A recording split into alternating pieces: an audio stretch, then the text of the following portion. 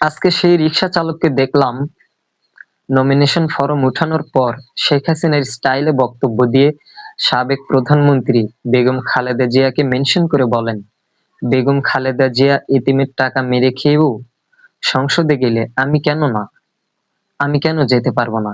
এভাবে শেখ হাসিনার মতো করে বক্তব্য দিচ্ছেন এই রিক্সা চালক সুজন।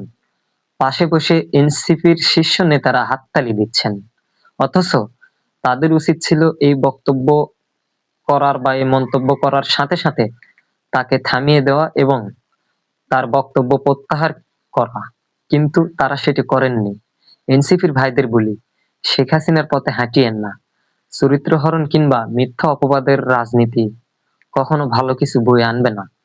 ফ্যাসিবাদী আমলে আমরা যখন পল্টন বা প্রেস ক্লাব এলাকায় মিছিল মিটিং করেছি, তখন রিক্সা চালক সুজন সহ অনেকেই রিক্সা নিয়ে আমাদের মিছিলে যুক্ত হতো, কিংবা সমাবেশের পাশে রিক্সা থামিয়ে নূর ভাই সহ গণ অধিকার পরিষদের নেতাদের বক্তব্য শুনতো।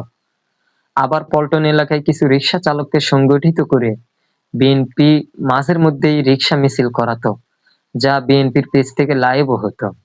ভাত ও ভোটের অধিকারের দাবিতে প্লে কার্ড নিয়ে করা সেই রিক্সা মিছিলগুলো প্রায়ই পুলিশ ছত্রভঙ্গ করে দিয়েছিল বা দিত।